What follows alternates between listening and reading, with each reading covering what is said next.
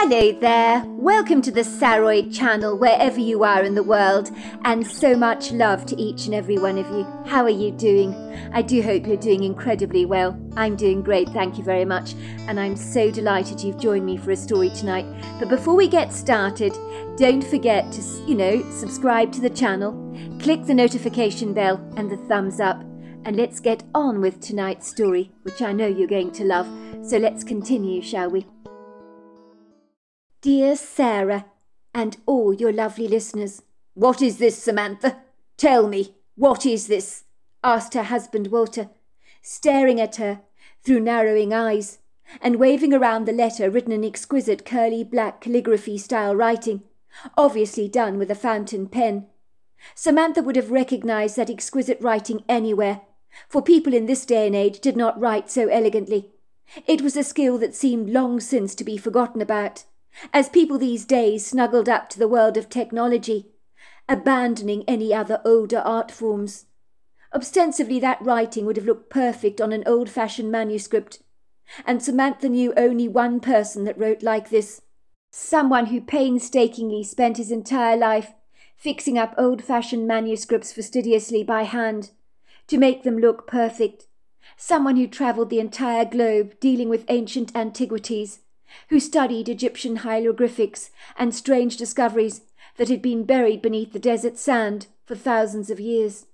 Someone who'd prided himself of never committing to anything beyond the history of our planet, going back for centuries, for this man loved history, as if the memories of the past should always be embraced, so that we can better understand our futures. Samantha stood in the doorway of her private study, her eyes staring in horror at the letter her husband was holding in his hands. The room was cloaked in darkness, as without the power being on in the house, everything looked ambiguously obscure and indistinct, and if you were not acquainted with the layout of the house, you might have gone bumping into sofas and dressers, for everything was indistinguishable in the dark shadows. In the subtle light of Walter's torch, she could distinguish his profile pretty well, the familiar cookie-cutter silhouette of his tall, lanky form, that she was as familiar with as the squiggle of her own signature. Samantha, known to her friends as Sammy, or Sam if you like, could observe her husband seated on the green leather swivel chair at her walnut desk in her study. He looked like one of those tall men you see on aeroplanes that are all legs and take up all the legroom in front of their seat because of their great length. It is rather like stuffing a long frankfurter sausage in a very small hot dog roll, so that the ends of the frankfurter hang over the sides, as such was the excess of her husband's legs. She could not read the expression on his face, for the darkness in the room confiscated any direct light, but she could feel the tension spiralling around the room like a spinning vortex of rather uncongenial energy. It was almost as if the temperature had suddenly dropped quite dramatically. For a while the silence between the couple was very pronounced, as Samantha struggled inwardly to find the words she needed to articulate, to appease this awkwardly tense, cliff-hanging situation. Her mind was screaming like a seagull, as no words tumbled out of her mouth, for her tongue did not seem to wish to move on its own accord. Samantha knew her husband Walter would know at once if she were lying to him, because when that happened, she would twitch nervously.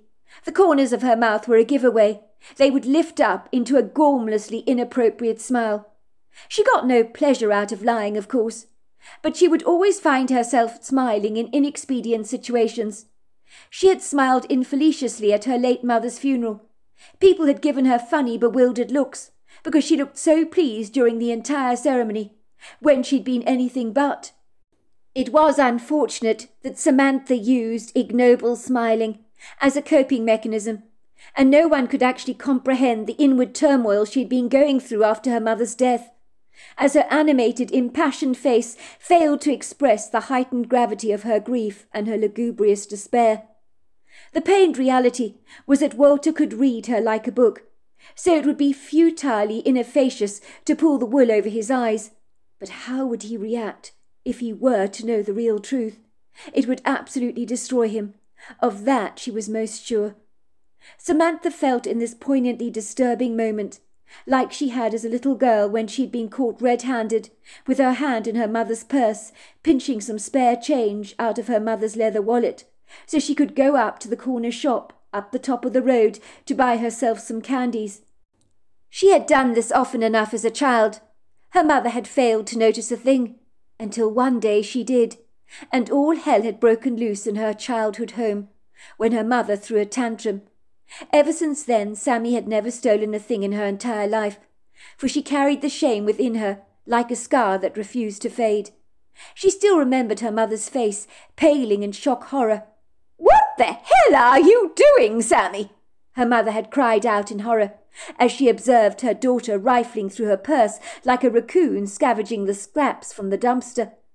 At the time, Samantha's shame had been so fearsome, she had not been able to look her mother straight in the face. She had smiled as she always did, in highly charged nervous situations, and her dim-witted vacuous grin had made matters significantly worse, as her mother had misconstrued that nervous grin on her daughter's face as her daughter being arrogantly cocky. "You think this is funny, do you, Sammy? Stealing my money out of my purse like this?" her mother had snorted in disgust, snatching the purse away from Sammy's hands. "I can't believe you're my own daughter and you're stealing from me like this. Go on, admit it, Sammy. That's exactly what you were doing. It's lucky I caught you. You've got some explaining to do, my girl. Wait until your father learns about this. He won't be remotely happy with you when he learns that we're raising a thief for a daughter. We didn't bring you up to become a lawless thug, stealing from your own mother. How low can you get? It's absolutely disgusting. Now get out of my sight, girl, and consider yourself grounded for the rest of the month." "I'm so sorry, Mummy," she had said, choking back the tears. "I won't ever do it again, I promise you. I just wanted to buy some candy up the road, but I was going to pay you back. I promise you I was." "You were never going to pay me back, Sammy, or you would not have done this in the first place. Wouldn't you? You're a thief, that's what you are." If Sammy had felt bad back then, this shameful, ignominious moment with her husband was 1,000 times worse. For Sammy knew all too well the contents of that letter had the power to dismantle her entire life and tear her family apart limb from limb. For she had been nursing a secret that her husband knew nothing about, and now he could potentially uncover the truth, and how he would react to it, God only knows. One thing for sure is that he might never look at Sammy in quite the same tender way ever again. Everyone knew when the trust is gone from a relationship, there was no point in putting it back together again, like when a plate breaks apart and you stick it together with superglue, but the cracks are always there. The plate has become porously fragile, and with a greater risk of breaking than ever before. It does not weather the storms of life so easily, as a vigorous hot wash in the dishwasher or some rough handling can make the plate break all over again. It would seem relationships are no different to a broken plate in many respects, for they are both hard to bring back together once they have fallen apart. Samantha Harris's face stared in horror at the letter that Walter was holding up to show her. Her face burnt as red and as bright as a field of poppies, as the blood rushed to her skin, while a searing contrition seeped into every single cell in her entire body. It would seem her heart almost skipped a beat, as it thundered through her chest as violently as if hundreds of galloping stallions had jumped right through her all at once. This was her worst moment being fully realized, like when a festering wound you had stitched closed in the emergency room suddenly rips open and all the pus and gunk comes seeping out of the wound, drawing your swift attention to the rancid infection that lies beneath, that you hope to keep neatly buried behind those stitches, because seeing what's really going on below the surface ain't such a good idea, nor is it a terribly pretty sight. Samantha had never meant for Walter to find the letter. She was an absolute fool to have even hidden it away, as even an infestation of termites can come crawling out of the woodwork to reveal themselves sooner or later. Why had she not burnt the letter a long time ago? She had been sorely tempted to do so, but had been unable to burn up the letter that Timothy had sent her. She still held a little flame in her heart for him. He had once been the quintessential love of her life. Some candles did not burn out so easily, no matter how much you tried to blow them out.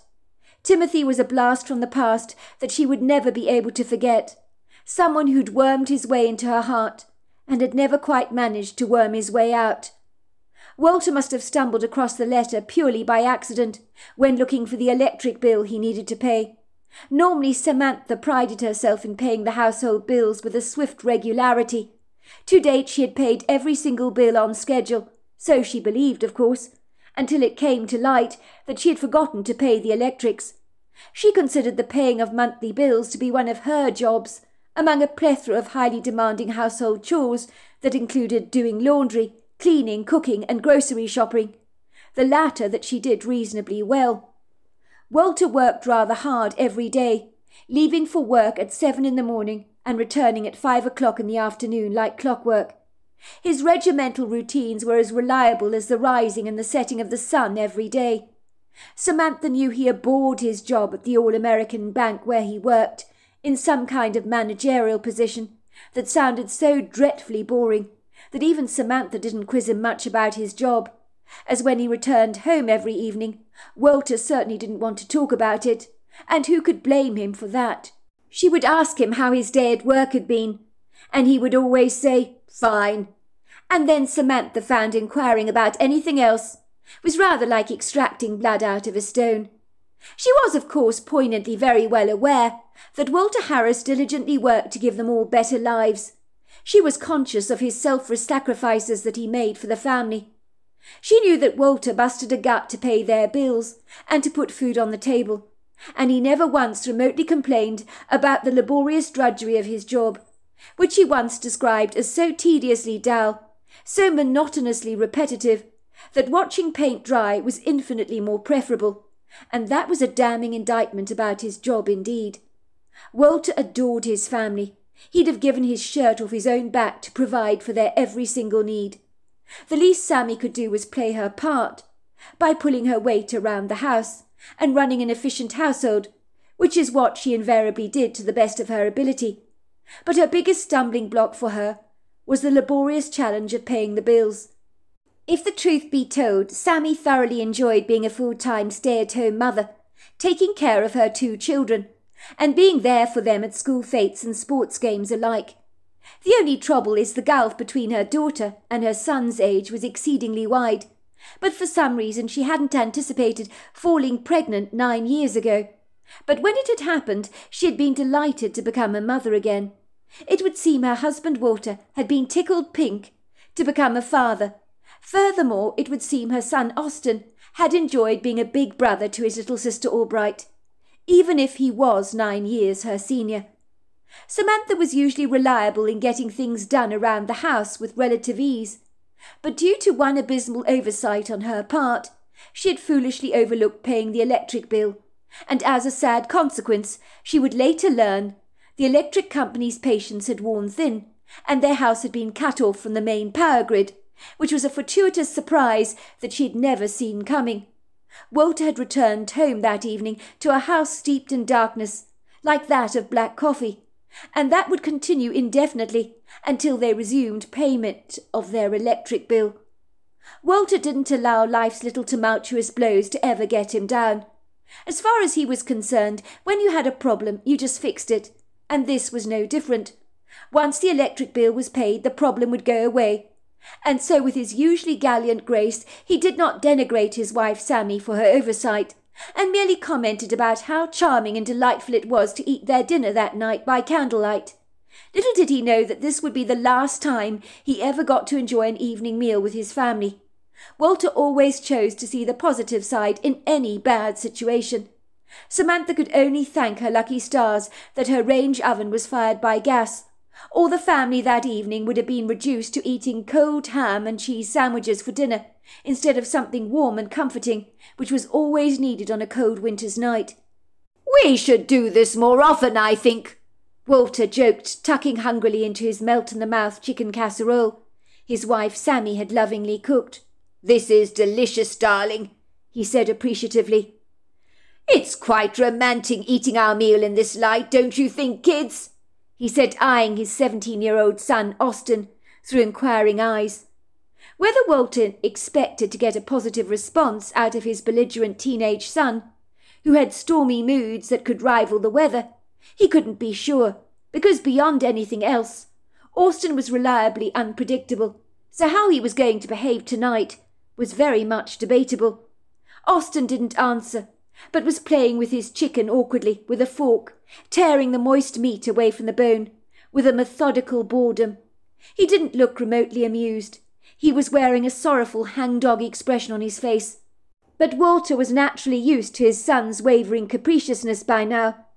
Let's just say from the time that Austin had turned 13, Walter had become uncomfortably aware that as far as Austin was concerned, he and his wife Sammy could do nothing right. But then again, that was teenagers for you, always pushing the boundaries and testing the waters to see how far they could press your buttons, rather like a little child prodding a frog until the frog reacts by jumping away and causing the child to chuckle in delight. Walter had been a teenager once, but he didn't believe for a single second he'd ever been as disagreeable as his son Austin was. Even his mother had said from day one Walter had been a pleasure to raise, and had never ever given her grief. There were times he wished he could shake out his son's capricious energy, like you might shake off the dust covers from the chairs on the patio. In truth, it was a long time since he'd seen his son smile. Austin appeared to wear the weight of the world on his young shoulders. Sometimes Walter wished he could tell his son to lighten up, to not take life so damn seriously. Walter suspected the music his son listened to was part of the problem. He was sure the loud, crashing, beating sounds of the heavy metal wasn't helping his son's moods very much, and was partly responsible for his son's dark episodes. He surmised that he too would be rather grumpy if he listened to that hideous music day after day like that. At best he'd probably tear his own hair out, well, what was left of its rapidly thinning hairline. That music was enough to make anyone morbidly depressed. Walter would return home every single afternoon to hear the loud drum rolls of the music coming from his son's bedroom. He would knock politely on his son's bedroom door, and Austin would shout out, "Yes, what do you want?" "It's me, son," Walter would say. "I just want to let you know I'm back home from the office." "Go away, Dad," would come the predictably curt response. "Leave me alone. I'm listening to my music." The only time Austin would grace the family with his presence was when he was hungry, and at 6'3" he had an appetite on him that would rival an entire football team. That boy got through gallons of ice cream, packets of cereal, and pints of milk every single week, and was as slender as a string bean. But all the ingestion of dairy products meant his son had regular pimple outbreaks on his skin.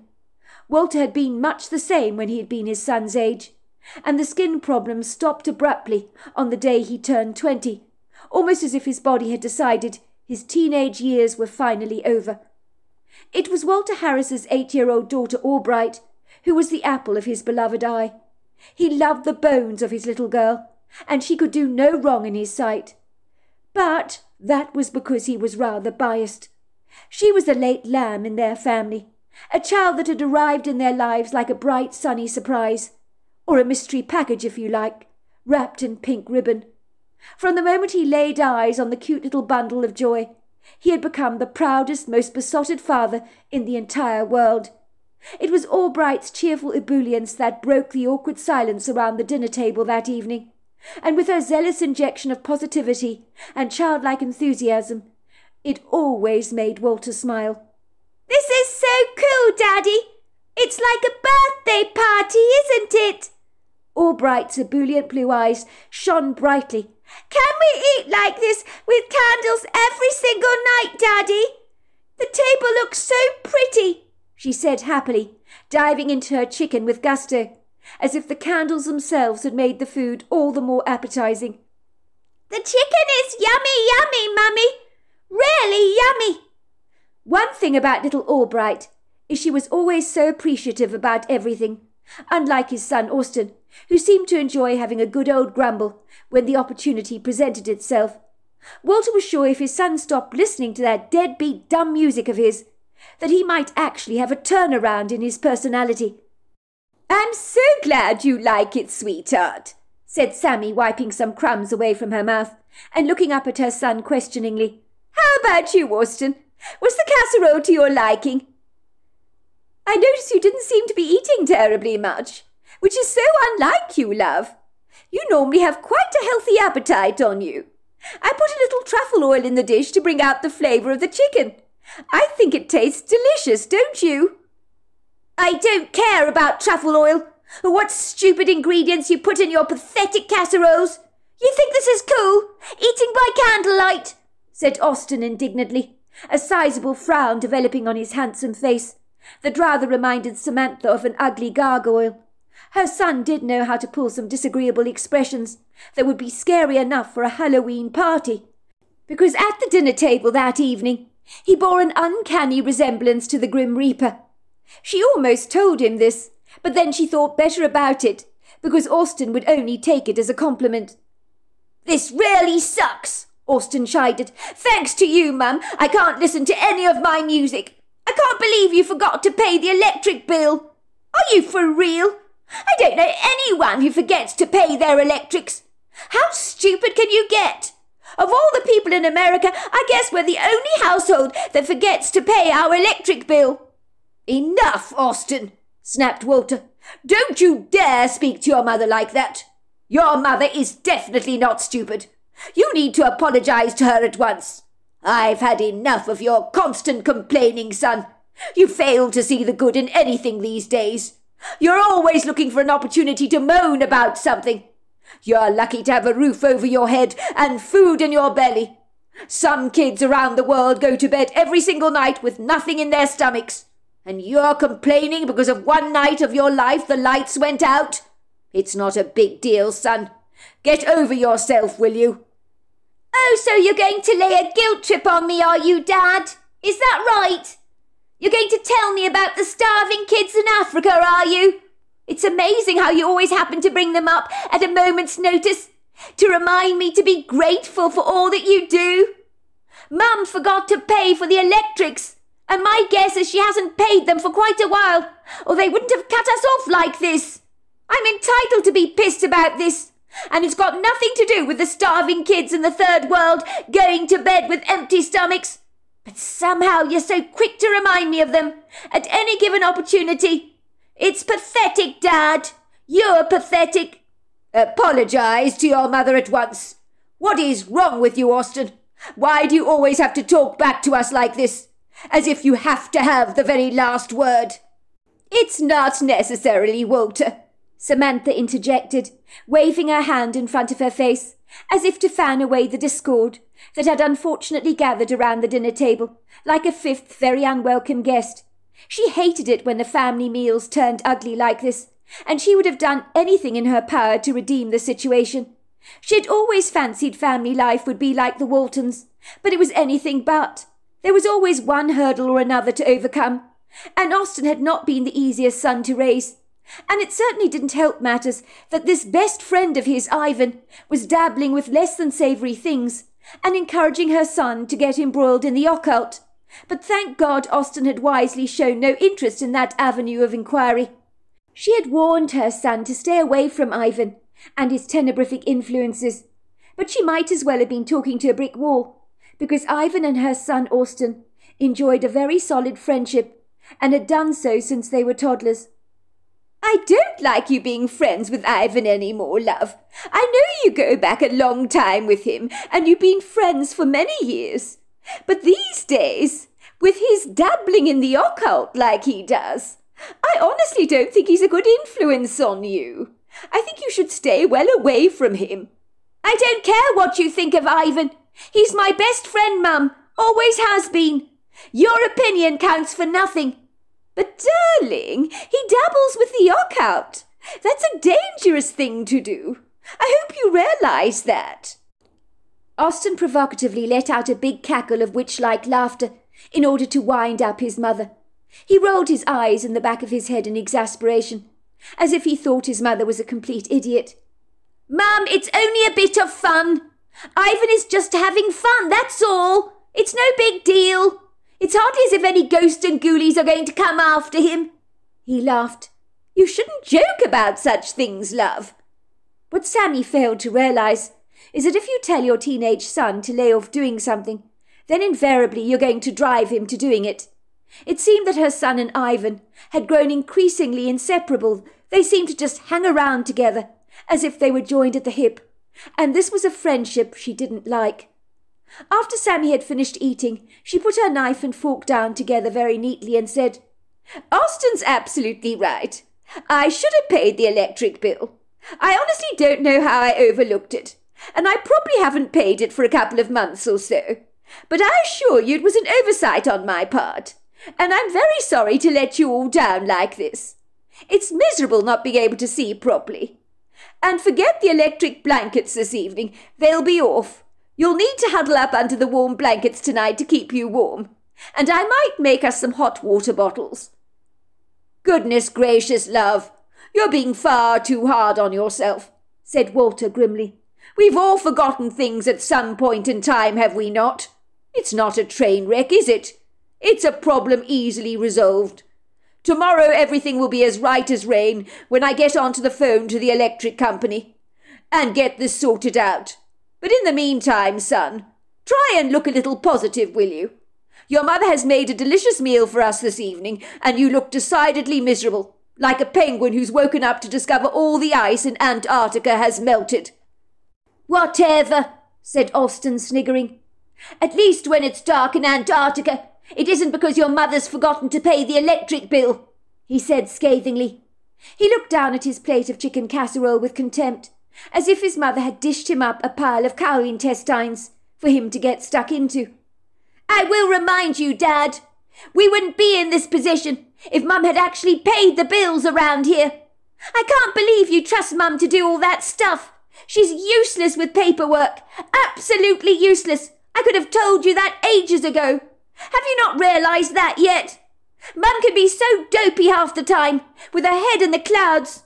I'm surprised any bills get paid at all, if you want the honest truth." "Now, son, that was completely uncalled for. Your mother works damn hard around here, I'd like to remind you." "She doesn't work damn hard. She only works hard at the things she likes doing. That's the difference," said Austin half-heartedly. "Things like playing the piano, sewing on her sewing machine, or cooking. How am I supposed to get any homework done this evening without any light or any background music?" he said, looking very downcast. "I don't like working without my music. I can't think straight without it." "Are you kidding me, son? I'm surprised the music doesn't blast your brains out. How can you listen to that stuff? God only knows. It's enough to give you a thunderous migraine headache, or even brain damage." "My music is cool, Dad, but I wouldn't expect you to understand that, because you're from a generation of dinosaurs, aren't you?" "I'm not hungry," he said, suddenly pushing his plate of steaming chicken away.